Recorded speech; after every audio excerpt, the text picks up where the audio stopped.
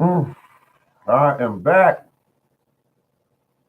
hmm After working 18 hours today, had to get a little rest there. Oh, open my eyes up.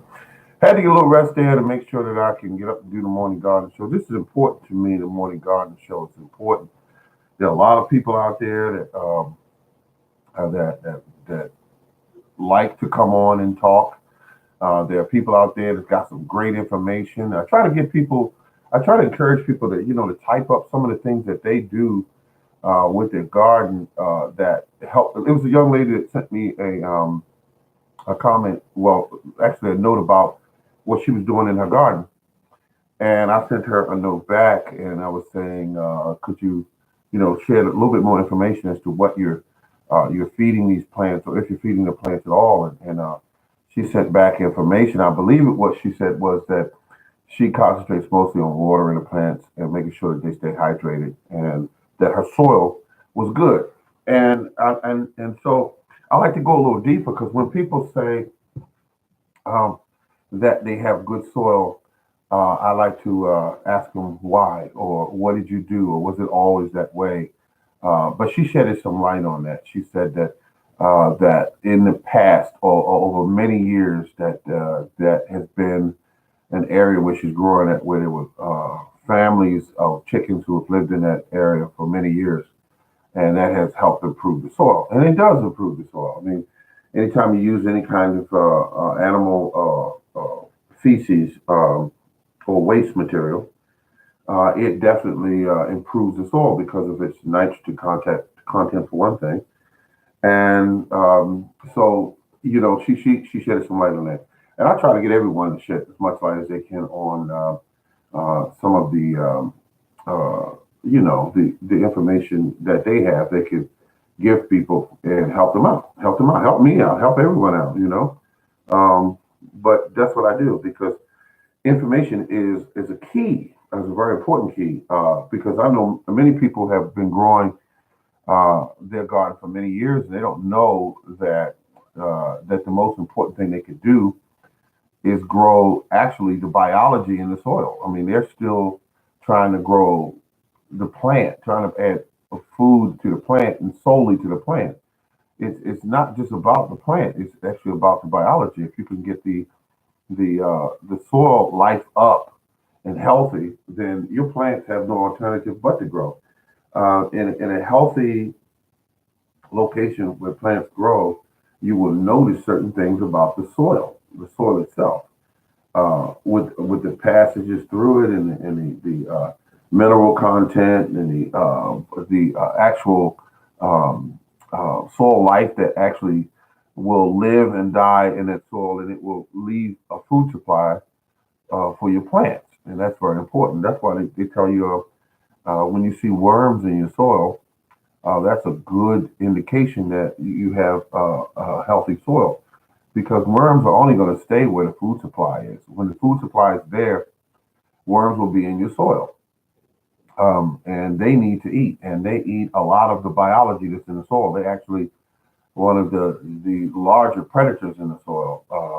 And if you don't see them, if you come out there on a rainy day in spring or early summer and you see two huge night crawlers connected together like that on the soil, and if you come near them, they just break apart and go back in the soil. Both go back into the soil. Um, the thing about that is that when you see that, uh, you're looking at your soil, life. You're looking at how well your soil is doing. When you come out there and you put 5 or 6 shovels in the ground and you don't see any worms, that's telling you something. It's telling you something loud and clear that hey, something's going on with your soil. That's not in the direction maybe you want it to be going in. So um, soil has a way of you could take a house and tear it down and the soil could be bare and you could level that ground off, put some seeds there, put some hay on top of it, and even though that ground may have been covered for 118 years with that brick and mortar sitting on top of it, 118 years, that property, that soil will still grow grass. In fact, the guys who tear the houses down, when they level it out, they immediately seed it with grass, and then they go ahead and put the hay on top, or the straw, excuse me. And once they do that, the ground immediately takes off and starts doing well. And you see it, all this pretty green grass on it. Well, the nutrients had just been there for 118 years because they don't fertilize that ground when they move a house. They don't fertilize it. They don't loosen it up for necessarily plowing through it. They just put the seed down. Oh, thank you for the thumbs up. I appreciate it. Um, but the thing about it is, excuse me, the soil is valuable.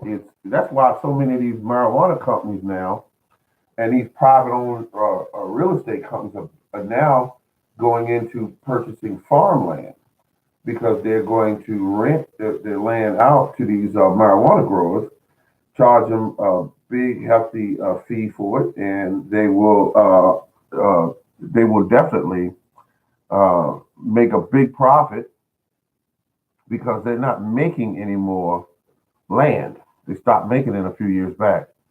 Um, yeah, they will be not be making any more land. It's in the news. But the thing about it is, oh, thank you for the thumbs up. Everyone's grabbing land. Land is life. The more of it you have, you do pretty well. And you got some people are lucky enough they have deer running around on their own property. They could eat right off their own property. Deer, rabbits, squirrels. That's life.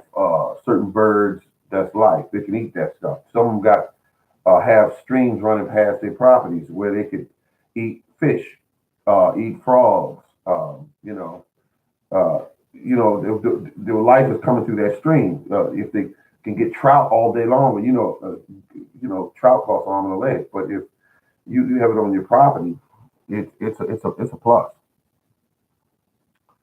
I'll tell you this, your buddy, Hector, Hector,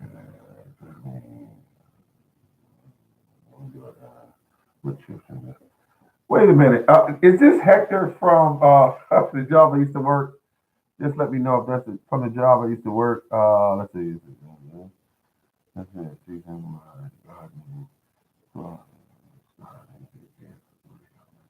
Yeah. Anything you do to your soil that where you're adding organic matter, any kind of organic matter, anything that was once alive, um, you will see a large amount of life in that soil. Anything that you see. Um, I usually add cow manure. The reason why I add cow manure instead of horse manure is because cow manure tends to be processed better. The cow has four stomachs, so less chance of you getting a bunch of weed seeds. And then again, weeds aren't very bad. If you know how to take weeds and process them into a rich fertilizer, weeds is definitely not your enemy. But if you don't know how to process the weeds, will definitely give you a hard way to go. They'll take over your ground and they'll give you a run for your money. They'll outgrow your plants and they'll take over everything. But weeds can be a plus. You can use them. Definitely can use them. I use them every year. And I'm weaning myself completely away from the big box stores of purchasing fertilizers because the fertilizers that they're selling in the stores, actually a lot of it is just waste from the farming industry, whether it be feathers or manure or urine or whatever that case may be from different animals. They use that to turn into a product. Another thing is the money that's being made in that industry because of what they're using, the cattle bones, the blood from the slaughterhouses that are being cooked and dried and actually ground it up and put into bags, and they call it blood meal, bone meal. Once the bones have been grounded up, they use that. Now, people flock to the stores in the spring and summer to purchase all these products when they actually are marked up to the most highest levels of cost. So what you want to do with that is you want to try to buy those products in the winter and also in the fall, actually fall and winter, because when you do that, you save money. Sometimes they have a bag that during the spring they have a whole shelf of bags that normally would go for $12 or $13 a bag, and they have it sitting in the back for $6.50 a bag. And when you see something like that, you just grab it. Just grab that stuff, and because you're going to use it, in your garden and grow some of the best tasting tomatoes or cucumbers or whatever you like to grow in your garden. But gardening is becoming a very, very big part of people's lives. It used to be a hobby.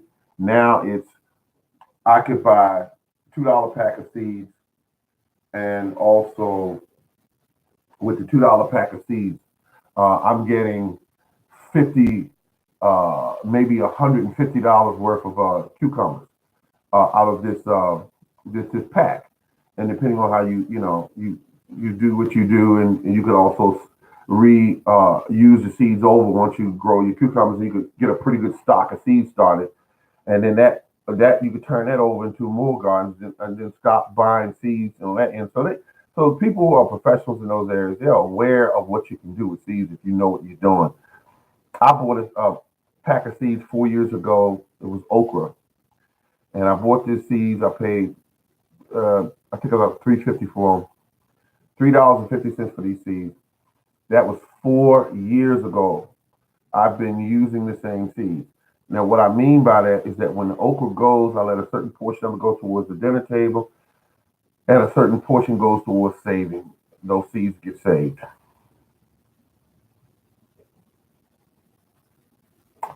Hello. Let's see. I have.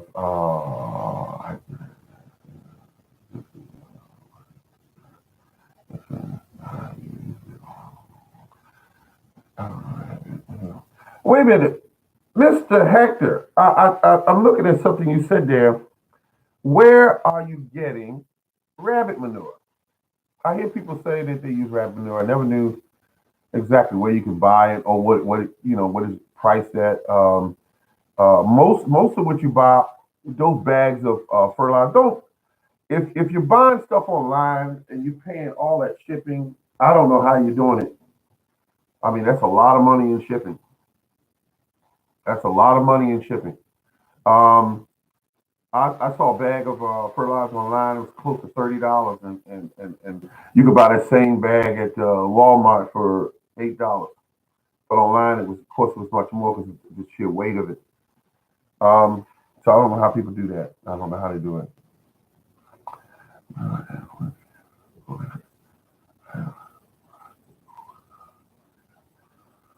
Mhm. Now, what I'm looking at here, it looks like Mr. Hector knows what he's doing. I mean, he's collecting his items in what you call, he's collecting it in fall and winter, and he's letting that stuff over winter is what he's doing. Which is all the right moves. That's what you want to do.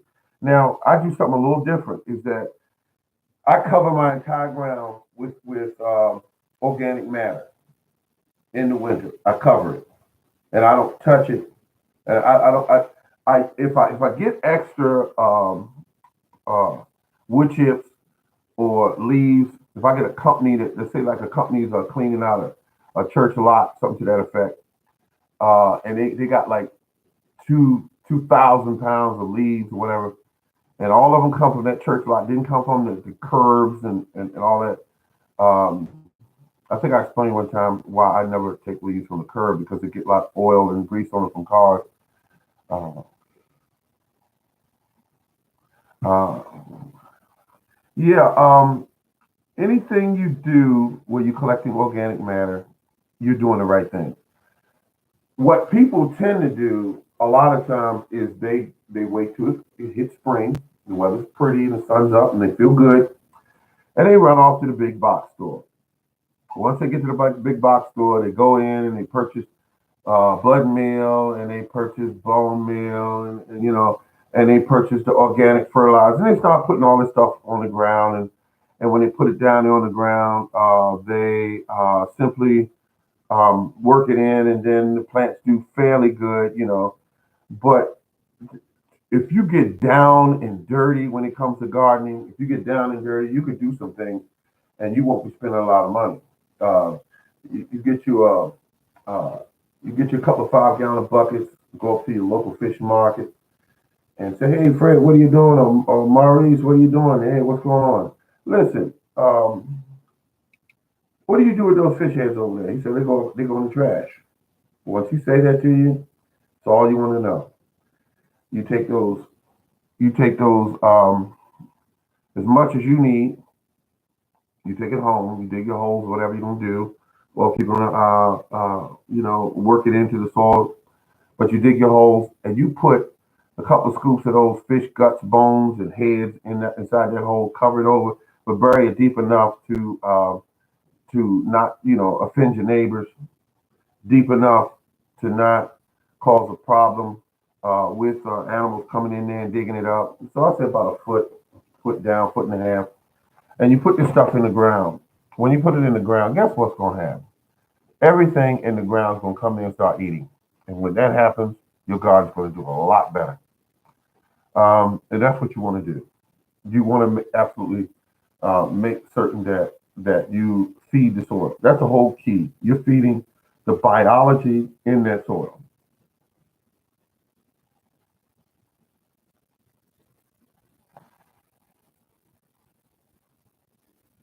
Absolutely, fish waste is awesome. I'm glad you mentioned that. Wood ash. Um, Got to be as long if you use now. Cause right now I'm downstairs right now. Well, the fireplace is downstairs. Well, the pellet stove is what it is. It burns uh, wood into a fine powder. It doesn't leave anything left. Um, the thing about wood ash, you have to be careful. I mean, because you're putting down something, and some people suggest you put it into your compost pile. Be careful with that. You can ruin a whole pile of compost once you go in there and start changing the pH balance of that compost. Um, if you're using wood ash, you use that stuff in moderation. But uh, you use it in moderation. Do not put that stuff down heavy. Do not put it down on windy days, because But just put if you're going to do it, but do it really lightly. But you could even try a test area in your yard and see how it does. Without putting it all over your garden, because let's say your pH is already in one direction where it's pretty high, and then you start putting that in there, and it changes your pH. Your plants need a certain balance, certain pH to grow well in, and every plant grows differently in different pHs. Like if you look at blueberries, for instance, they grow totally different than you would soil for eggplant, for instance. Eggplant or okra, the pH is different. So people, yeah. But as I was saying earlier, the fish guts, fish heads is free. See, before there were big box stores, your parents and my parents grew incredible gardens. Where they came from, these were people that came here, and they came up from farms, and they knew what they had on the farm. They knew how to use it. Here we go to the big box stores, and I used to crank out. And what really made me take this task on of telling everyone how to save money was that I was that guy who used to spend $300 and $400, and that's not a lot of money to some people. But I would spend that money and go out there and buy all these products and come home and grow a kind of garden, a so-so garden. Then I started thinking, why am I spending so much money? I'm getting less product from it. One, my technique I was using was wrong. You actually want to fertilize in the fall and winter. That's when you want to fertilize. You want to use natural ingredients such as leaves. If you can get wood that's been chipped up, perfect. You use all these materials because it's a natural thing that you're doing. All you're doing is mimicking nature, mimicking nature. It's all you're doing.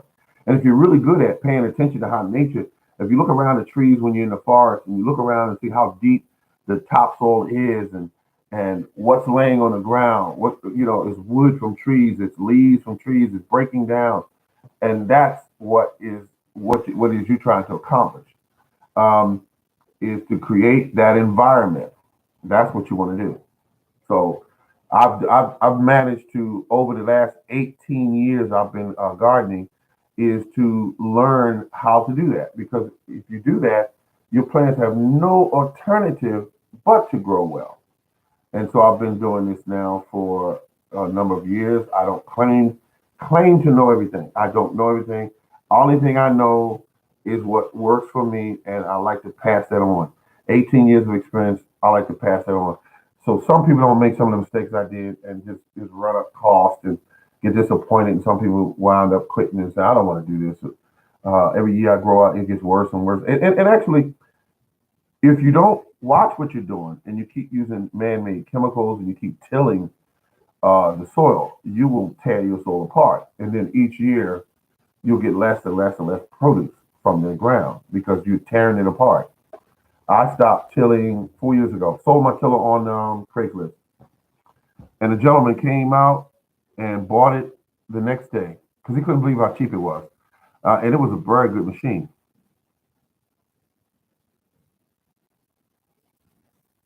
Yes, it absolutely is. Paying attention is key.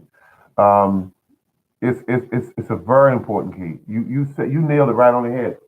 And each year, you think your garden going to be the same, it's going to throw you for a loop. Like this year, a lot of us got a ton of rain, and we were expecting, oh boy, it's going to be sunny. It's going to be all this the weeds are going to be. It's going to be beautiful garden, big tomatoes, and wonderful big watermelons, and oh, we're going to have squash, and it wasn't like that. It was a fight all the way. There was days, if you come from some of the areas where it rained real heavy, you couldn't even get out into your garden. Many days, many weeks, you couldn't get out into your garden because it was all mud. Um, and I dealt with that, and I learned from that. Last year was cold, but this year coming in was cold all the way up in Zone 7B on Maryland. It was cold all the way up until the end of May is when people started getting their plants out into the ground here. A lot of people. Uh, but what I learned from that is that I started my plants out so early. Oh, another thing I did, I started my plants the third month. I had to keep these plants alive all the way through the winter. I will not do that anymore. I will not do that anymore. That was rough. The plants, I lost some, replanted. Some kept going. I got them all growing, and it was all these huge plants. And they really, really, really gave me a run for it. So, I learned from that. Don't do that anymore. Start them in a month where you're only going to have to take care of maybe 2 months at the most, maybe less than that. But to take care of them all the way up to, that's just crazy.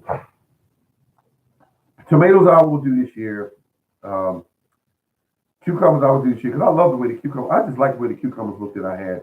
They were beautiful. They were large. I mean, really, they were nice.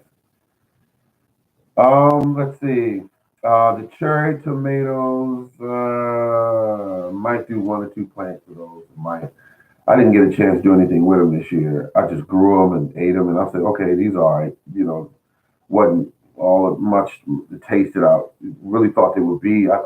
Really was trying to grow a really sweet tomato, but the variety that I grew was like midway there. It wasn't very sweet. The tomato was okay, but it wasn't something I'm crazy about. Okra was very slow this year, and I love my okra, but I grew just enough to save seeds, and I also learned the technique with dealing with some of the seeds that I grow, which is they have a very hard shell, like okra, for instance. Take the seeds, seeds that are hard as okra, and put them in a plastic cup, party cup or whatever they call it, and put it in water and let it sit for about 2 days. Soften the seed up. You're actually speeding up the germination process quite a bit when you soak seeds that have a very hard shell. So That's something I want to throw out there to you. Really, you can try that, and it really speeds up the process when you put the seeds in. You could actually do watermelon seeds that way. You could do. Um, I wouldn't do tomato seeds that way. They're just so small and soft. But seeds that pretty much have a hard shell on them. Some you want to only soak for 24 hours. Some you want to have a really, really hard seed, like say for instance, I said okra, and you want to soak that. You want to soak that seed for at least about two. I've soaked 3 days, and then put them in the ground, and that way you get a higher percentage of the seeds that will grow. Yeah, I just love this. I love this, by the way. I think about it 24 hours a day, 7 days a week. I've been bugging people for years about gardening. Mr. Hector is a person that we used to work together, and we would have conversations about gardening. And the the thing about it is, he got into it. I don't know. If, I don't know. I don't remember if he was into it before I started talking to him or afterwards. But I was telling him, a lot of rewards that you reap from it. You feel empowered for one once you learn how to do it, once you get it down pat, that each year when you go into the grocery store and you can walk by tomatoes and you can say, God, I got over 100 tomatoes at home right now in the ground growing. I have a ton of cucumbers. You walking through there and you look at the peppers and all. Now, what I try to do is I tell people, I say, try to grow number one foods that you love, not like but love. And then on top of that, try to grow foods that are expensive, that you know that you really don't feel all that great about going to the market and buying, uh, jalapeno peppers. You know, you don't want to do that. You just want to make sure that you grow beautiful, beautiful, beautiful, um, uh, gardens. And you want the sweetness and the taste of it. And the one thing, it's king. Hello, hello. You want to make absolutely certain that you make certain that you take care of your vegetables. And the great thing about it is so much fun you can have. You can learn things about yourself, and you can learn things about nature. And it's just a wonderful thing. I mean, watching a oh, all right. Thank you very much. You get to talk to people out there. This is a great thing they have with this YouTube. It's a great thing. You get to talk to people, and people throw information back and forth at you. But I gotta say, I was very happy when I first started gardening, and then the reality steps in that the work that's involved in gardening. For instance, I do talk about my fruit trees a great deal because when I start talking about, people say, "Well, how do you have 25 fruit trees? You must have a lot of land." I said, "No, I don't have a lot of land." I said, "I have a nice, portion, but I use a process or a technique. It's called high density planting. This is a fancy way of saying planting the trees closer together. So um, the trees are doing quite well. You have to keep them pruned. That's absolutely essential. You have to keep them pruned. If you want great tasting fruit that grows well, you're going to plant them in sunlight. It's that simple. It is it is essential that you do that. And so we are definitely making the importance of gardening on the front part of our priorities because you teach yourself how to garden, you teach your children how to garden, your grandchildren how to garden, and you're producing people that will someday may decide to use that skill, and it is a skill. And once you learn to do that, I mean, you become a threat to some organizations like the. I mean, if I was running large grocery store chains, I would be a little nervous about you because I don't know.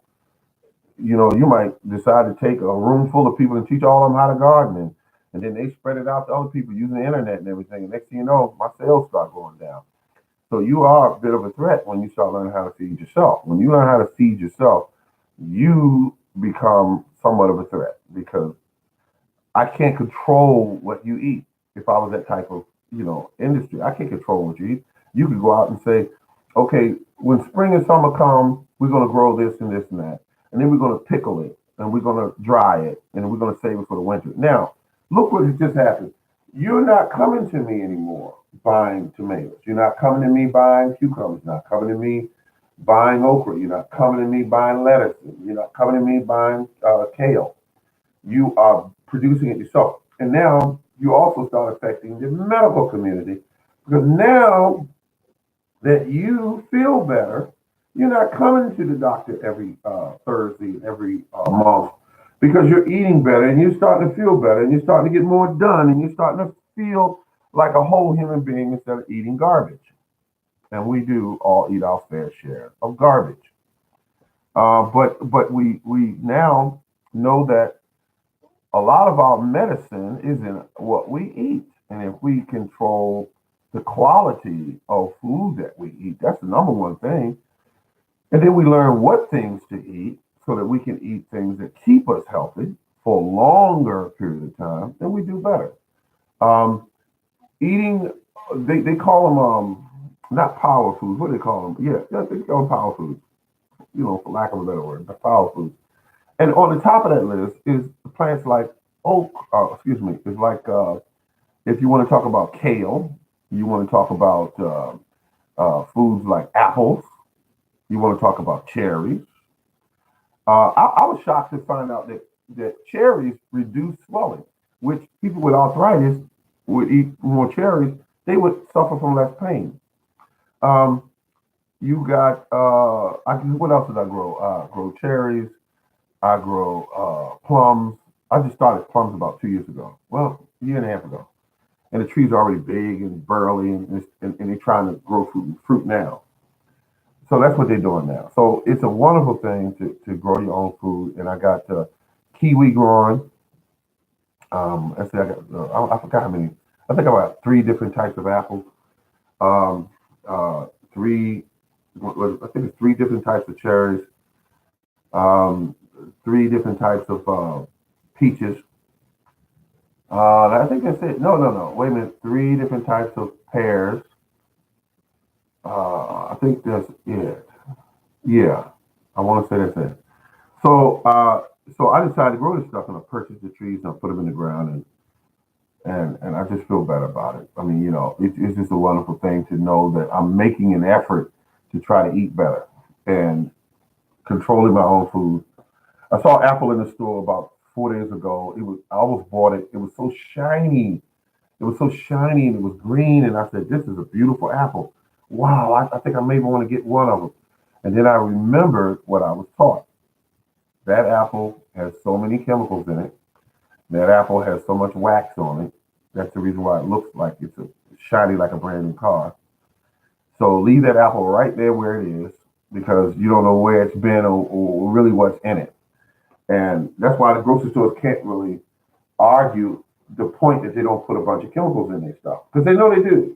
And they can't argue it because, you could always look up tons and tons of documentation that they're putting everything in there, but in the kitchen sink. And they just can't tell you these chemicals that's going in there. When I grew an apple this year, the first time thank God above. I grew my first apples this year and I bit into them and I said, oh my God, this is perfect. Right amount of sweetness, very crisp, um, and a burst of energy I got immediately. Burst of energy. Um, that's the same burst that you get from eating kale that you grow yourself. You can feel yourself sit up like this, and you just got all this energy. Now you feel like doing things. That's just the difference between poorly grown food and food that you grow and you actually put the right ingredients in. Ladies and gentlemen, this has been the Morning Garden. I want to thank each and every one of you for tuning in. I really appreciate you. Thank you very much, and we'll do it again soon.